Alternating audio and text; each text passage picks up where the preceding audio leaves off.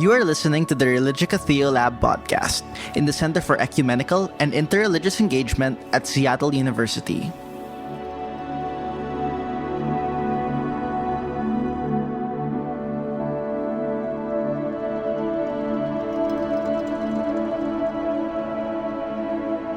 This is Michael Reid Trice, Director at the Center for Ecumenical and Interreligious Engagement at Seattle University, and you're listening to the Religica Theolab at the Center. In the last few years, we've noticed a rise in heat waves, floods, droughts, tropical cyclones, wildfires, and other climate-induced natural hazards. We've seen it in our local communities. I drove this past summer from Albuquerque, New Mexico, my hometown, back to Seattle, and it was smoky all the way due to forest fires. That's not an isolated experience. Many of us have experienced this in our local communities all around the world in one form or another.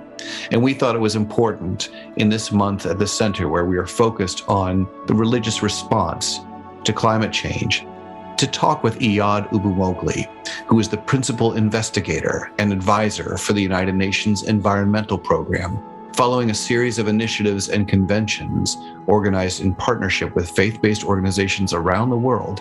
The United Nations Environmental Program launched what's called the Faith for Earth Initiative in November of 2017, and Iyad is the one who directs that initiative. In our conversation today, we're discussing a triple planetary crisis, what our moral responsibilities are in the next 7 years on the planet as we face a 1.5 degree rise in global temperatures by 2040. We're discussing also the hope of youth and the international conferences taking place in the fall of 2021. We will be discussing what we're terming religious multilateralism and Al-Shura, a consultative process. But above all, we're treating the environmental crisis as a spiritual crisis first. That is to say, we bear a deeper spiritual and moral responsibility that has to be addressed, and that no restorative effort of the external climate around us will suffice without a comparable, first, assessment of our own internal well-being, both as individuals and with one another. Take a listen.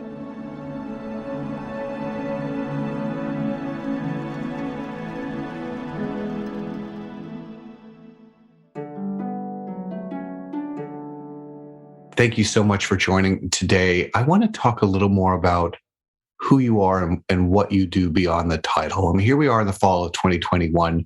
Your work is ever more critical. For the listener, Iyad, will you please explain what your aims and outcomes are beyond the title? Thank you very much, Michael, for giving me this opportunity to speak to you and to the audience and listeners.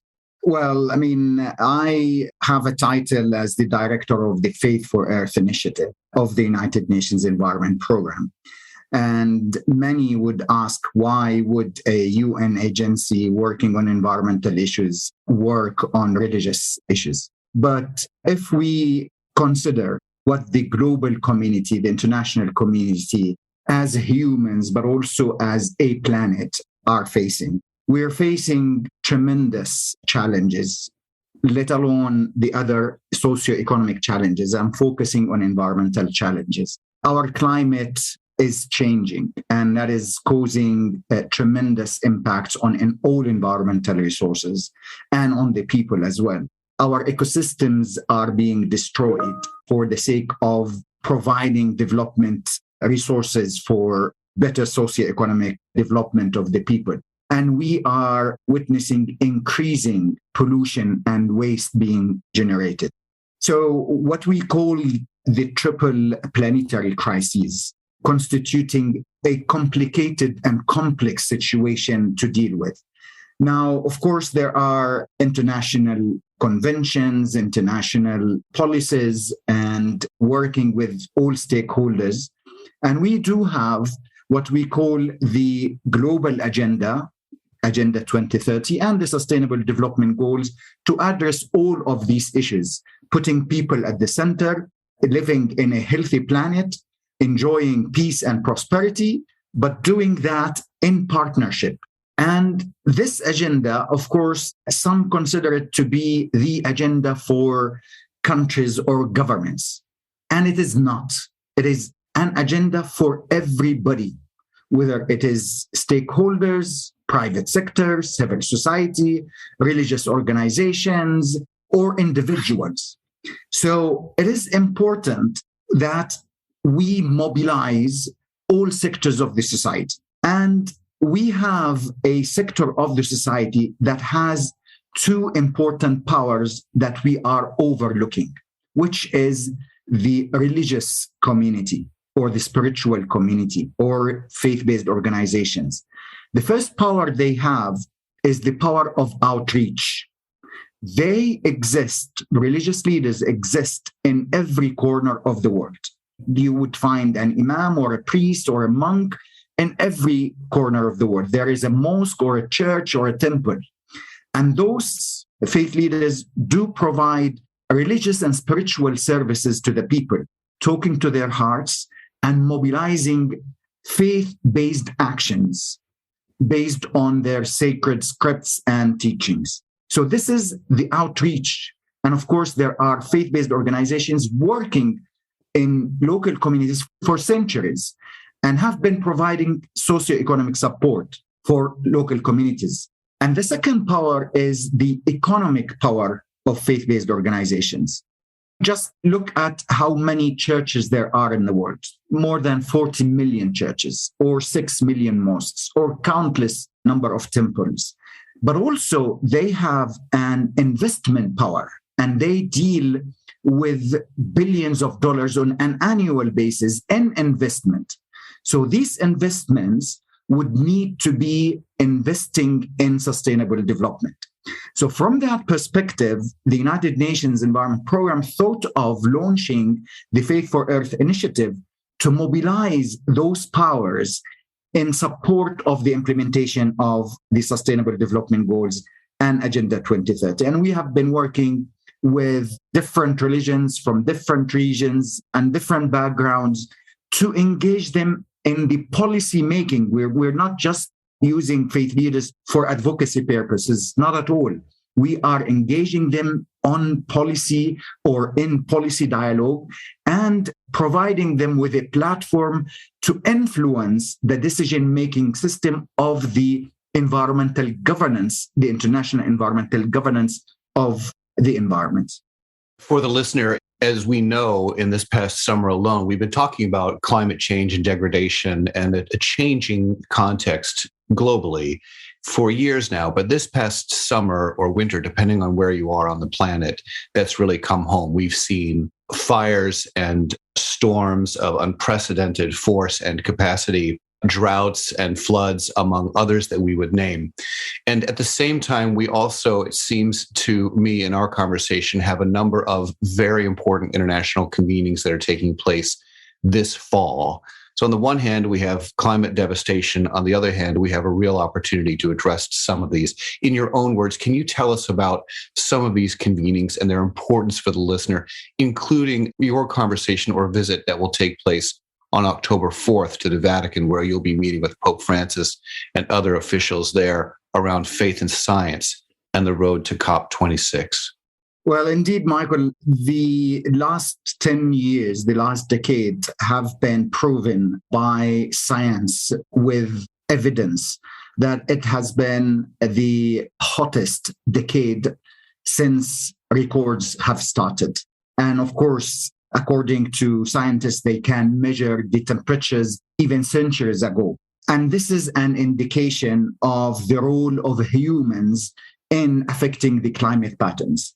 But also, and that is reflected in the Governmental Panel on Climate Change report that was launched a couple of weeks ago, putting a stark reality that we are facing a tremendous challenge, that we have less than 7 years to get to a point where we have increased the Earth temperature by 1.5 degrees. And that will have drastic and unrecoverable impacts on the natural resources of Earth, and of course on humans as well. There has also been other reports from the IBIS, which is the Biodiversity Scientific Committee, putting also facts that we are facing the risk of the extinction of 1 million species out of the 7.6 million species that we have currently on Earth. And humans are only one species out of all of that. Now, in addition to that, we have seen pollution is increasing. For example, at the global level, more than 40% of the food that we produce goes to landfills without being treated or recycled. While at the same time, we have around 1 billion people are actually facing hunger and don't have access to food. So all of that makes the international community to think of what can we do and how can we get together to address all of these issues. So this year, 2021, is a really critical year for all of these issues to be discussed. And we started early this year in February by holding the United Nations Environment Assembly, which we call 5.1, the first session of the Assembly. The Assembly is the environmental parliament of the world, where decision makers, ministers of environment, heads of states, and so on, meet to adopt decisions and resolutions on environmental policy addressing different issues. And then this year and this fall specifically, we will have the summit on food systems. We will have the convention of the parties of climate change, which is called COP26. Again, the convention of the parties on biodiversity. We will have, of course, the General Assembly is being held today for 2 weeks, and many other international conventions being held. The aim and the purpose of all of these conventions is actually to bring the international community together to put practical commitments to deal with these challenges that we are facing. One of them is on climate change, and you mentioned COP26 and what is the religious or the role of religions in that. Indeed, over the past several months, we have been working with the governments of the UK and Italy, as UK as the current host of COP26, and Italy will be hosting COP27, and working with the Holy See and the Vatican in bringing most of the religions known to us today, and at the highest level to discuss the role of religious leaders in addressing climate change issues and how the interfaith community at the global level can contribute by making commitments from a religious perspective and from faith-based organizations to contribute to reducing the impacts of climate change. So all of these faith and religious leaders will be meeting at the Vatican on the 4th of October and will be launching an appeal and will be submitting that appeal to the president of COP26, highlighting our concerns as an interfaith community and our call for action by governments, and indeed asking for higher levels of commitment and aspirations, but as well telling the international community what the faith community can do to contribute to the reduction of the impacts of climate change. I think you're referring as well to a phrase you and I have discussed, religious multilateralism. I'd like to ask you a question about that. Last night was the eve of Yom Kippur, on the eve before this recording, where Jews around the world gathered together for a tradition dating back to the 8th century, where they hear the Kol Nidre, a beautiful and inspiring chant. It literally means all vows. The prayer begins with an expression of repentance for all unfulfilled vows, oaths, and promises made to God during the year. It's a spiritual preparation for atonement in the spirit you just identified. It's a reminder of unfinished work, atoning for unfinished work. Every religion of some kind has a ritual of some kind of this, I should say. In the next 7 years, in order to accomplish the kind of, or address the fundamental shift into a low carbon world, or to avert climate catastrophe, as you think about these meetings coming up, in particular your meeting at the Vatican, what's the unfinished work of religious multilateralism? What is the work to be done together that you envision that must be in front of all of us today? Well, indeed, it is very important that we recognize that we live on one earth, one planet. We cannot isolate ourselves from living with others of other backgrounds and other beliefs and so on. And it is for the ordinary person, when you ask them, can you breathe a different air than the air that is being breathed by others? Or can you eat differently or drink from a different source of water and so on? Of course, they all agree that we drink and breathe the same air and the same water and eat the same food. We face the consequences of climate change together. So if there is a drought in a country, it does not differentiate between a Muslim or a Christian or a Jew or a Hindu or a Buddhist. The drought will affect all of us. So we are interconnected in the challenges we are facing. So we need to be interconnected in the solutions we provide and in the approaches that we take together. There have been some approaches and some efforts by individual faiths mobilizing their constituencies around, living in harmony with nature and so on. But the work that is unfinished is how can we come together? We are not asking people to believe in a new religion that is called a global religion that everybody has to submit to. We are saying, use your own beliefs and your own spiritual standards and values. Because all of them, if you look at all religions and only look from an environmental perspective, all of them, they address the issue of living in harmony with nature, whether it is Islam, whether it is Buddhism or Shintoism or what have you. Every religion relates to humans living in harmony with nature. And indeed, on everything else, if governments, if stakeholders, if businesses do not come together, there is a story. One old man asked each of his sons to break a stick, and they easily broke it. But he gave them a dozen of sticks together to break, and none of them could break those sticks together. And again, this is multilateralism. We need to come together. We need to have a unified message on the importance of employing and accepting our religious values as the ethical standards that we use to deal with environmental issues and even social and economic issues. Because also religions talk about how you deal in business transactions, that you have to serve the community, that it is for the support of the common good and not the individual interests and greed of individuals and so on. So what we need to do together is to uphold these common principles in living in harmony with nature, basing or relying on our own individual belief systems. I want to ask you a couple of questions about how we instrumentalize working in harmony with one another in very collaborative ways. The first with regard to biodiversity, and the second with respect to a forthcoming document from the Muslim community. But before both of those, I just want to pause and ask this question about a recent report that's come out this past week on youth and on the younger demographic around the world.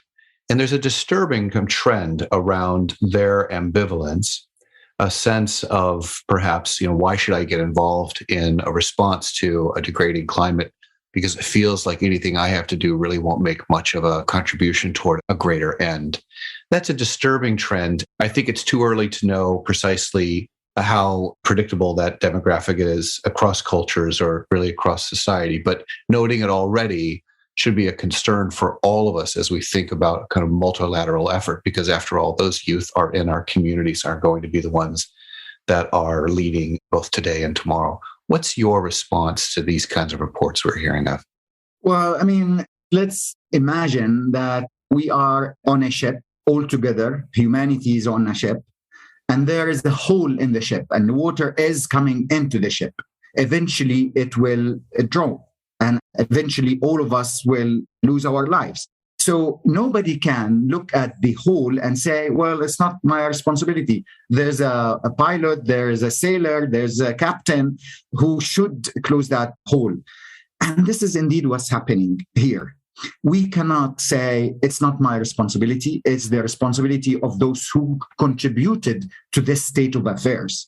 It is the responsibility of the old generation who have overconsumed our natural resources for their economic prosperity and so on. And so we are facing something that they have to deal with. But we are living together. I mean, young people, the old generation, and so on.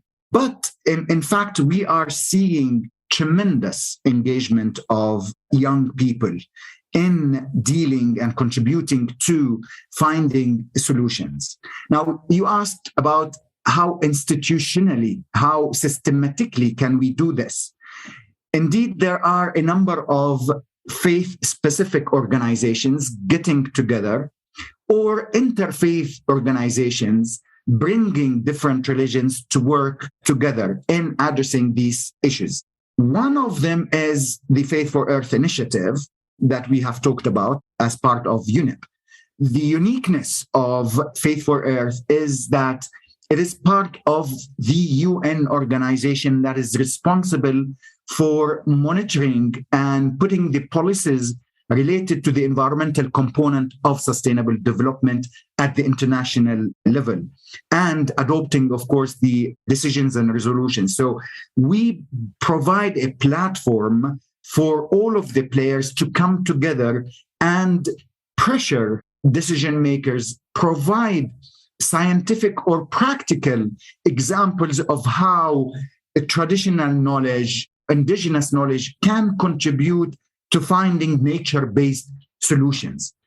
Part of our work is establishing the Faith for Earth Coalition, which has 4 councils.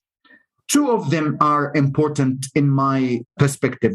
The first one is the Council of Eminent Faith Leaders. That is the highest level faith leaders of all religions coming together and sending a unified message on environmental responsibility and living with nature. And of course, they provide the wisdom, the spiritual knowledge, the institutional, historical, traditional knowledge, but also the Council of Youth Faith Leaders, our young faith leaders. Why this connection is important? We want to bring up a young generation that is inspired by the spiritual leaders of today, but also equip them with the scientific knowledge and know-how and evidence so they can lead their religious communities with and equipped with the knowledge that they need to link the spiritual teachings with the challenges that we are facing today. So we are launching this youth council at the global, regional, but also at the national levels. We're going to be mobilizing massive amount of young people to get together and do actions on the ground, whether promoting the use of sustainable sources of energy, whether doing cleanup campaigns of water sources or streams, or coming up with innovative ideas to solve local challenges that we are facing and provide better future perspectives for the local communities to improve their livelihoods. I want the listener to know at the end of this presentation, there will be a number of links where you can go and learn more information about many of the things that Iyad is mentioning today. For the moment, let me continue in terms of religious multilateralism. Yesterday, the World Bank reported that every day the world awakens to news of another heat wave, flood, drought, tropical cyclone, wildfire, or more. And it goes to note that most of us are living in urban contexts, cities of a particular concern. When we look at 78% of the world's energy produces more than 70% of the greenhouse gas emissions in these contexts, in cities. What the report seems to say is that cities grow and animal life diminishes and flora and fauna life diminishes. At the same time, carbon storage is prevented and it accelerates climate change, making it an imperative to handle climate biodiversity. And you mentioned this in terms of the conversation taking place in November. What do you think are some of the breakthroughs on biodiversity in this conversation that we're hoping for this fall that could inform local to international efforts around religious multilateralism, work we might do in our cities, for instance? Michael, in the year 2010, the global community agreed that we need a global biodiversity agenda. And they agreed to what is called the biodiversity agenda or the decade on biodiversity. Unfortunately, over the past 10 years, little has been achieved from that agenda. But none of the targets that were approved have been achieved, improving biodiversity and reducing impacts and so on.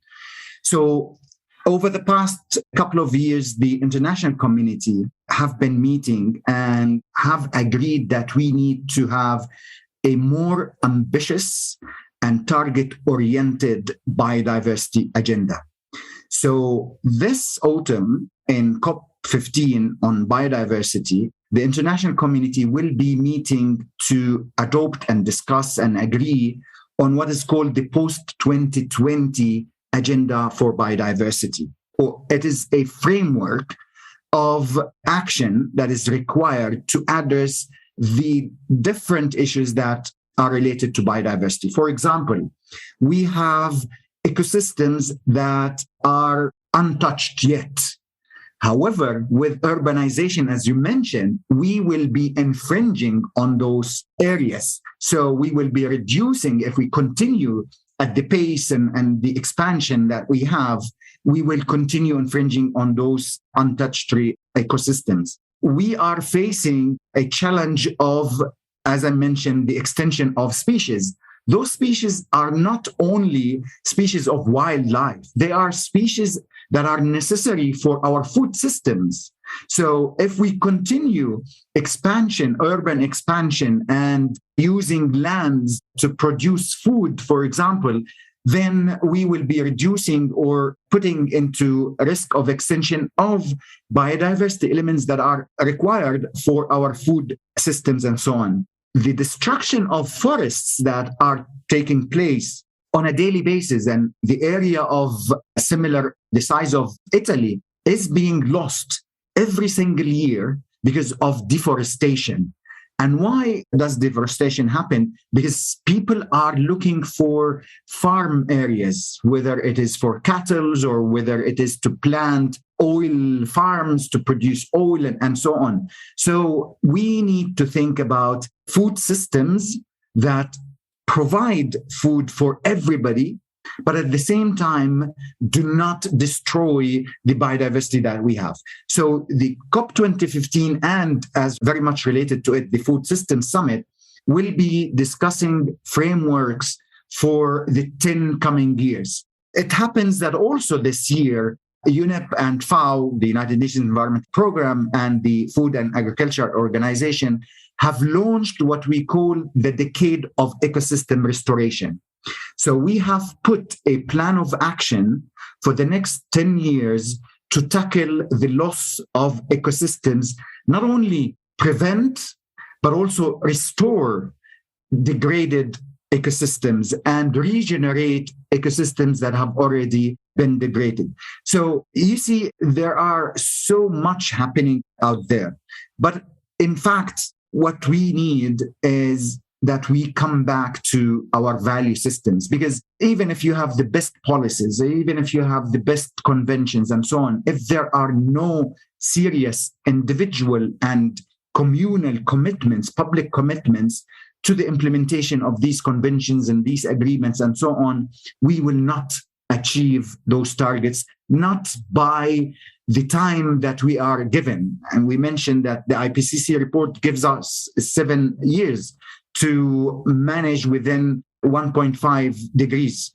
Even if we do that, we will continue, as according to the report, to face climate change challenges until the end of the century.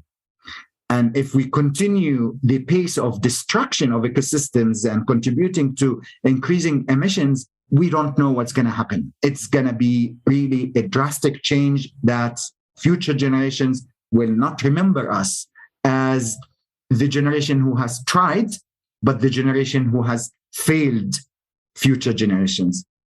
Even more reason to have guiding leaders and documents from across communities, including the religious and spiritual communities, who are providing wisdom and insight, and not just to inspire really in some ethereal way, but to give us a sense of the direction forward in very practical and pragmatic ways. I think of, for instance, Pope Francis's encyclical Laudato Si, Care for a Common Home, which was released in 2015.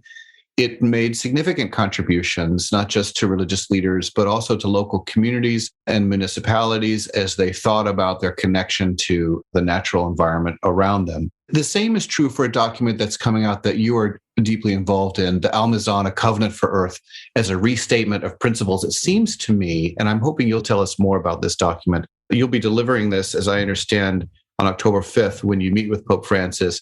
It seems to me that both these documents, Laudato Si and Al-Mizan, have something in them that is restorative, to your last point. There's something restorative about what it asks of us to be and to do that not in isolation, but effectively together. Definitely. And the vision of Pope Francis and all of his team in 2015 when Laudato Si was launched, I mean, it's a huge contribution to humanity. It really relates the spiritual values of Christians as included in the Bible, the script, the sacred script for the Christians, and talking about the different aspects of relating to nature, provides what we said, the moral, the spiritual, the value, the ethical system for not only individual behaviors, but institutional behavior as well. So it did contribute, and it is mobilizing massive amount of people behind Laudato Si. And of course, we know that Christianity represents 30% of the global population. Similarly, 1.6 to 1.8 billion Muslims, more than 28% of the human population, do have a set of references, mainly the Quran and the Hadith, which is the practices of Prophet Muhammad, dealing, and there are more than 450 references to nature and natural resources in the Holy Quran. And it does tackle all of the environmental challenges that we are facing today, even economic and social challenges.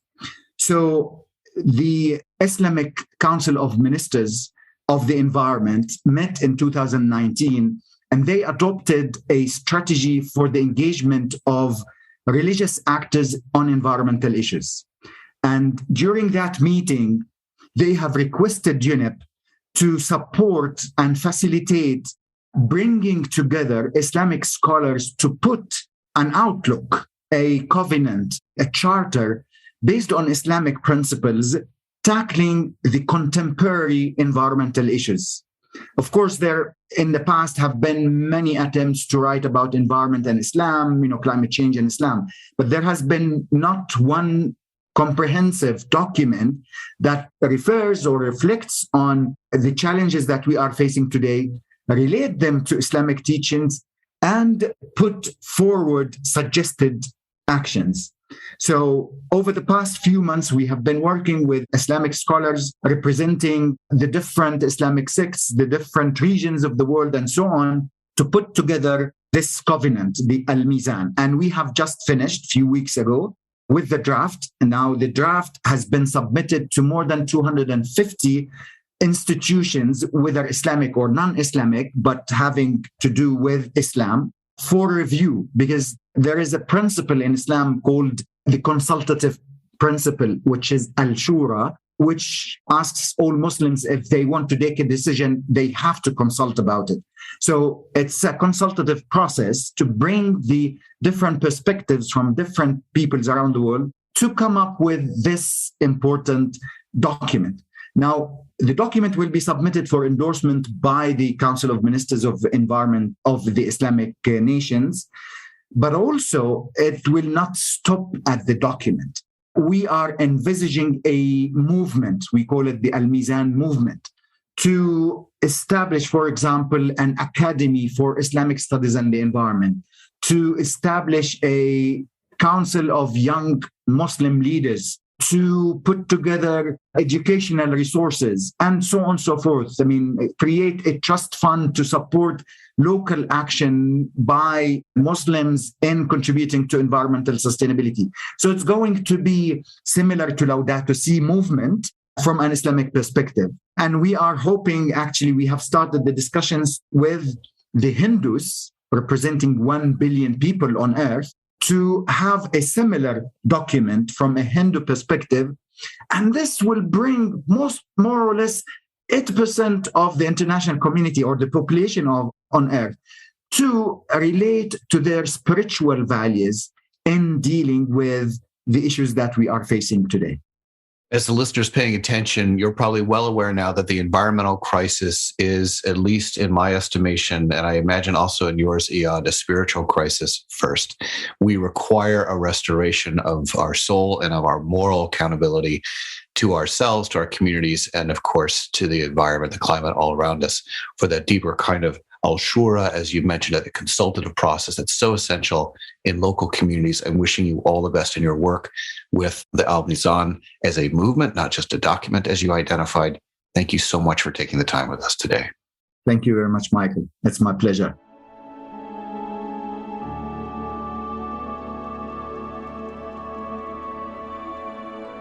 You've been listening to the Religica Theolab podcast in the Center for Ecumenical and Interreligious Engagement at Seattle University.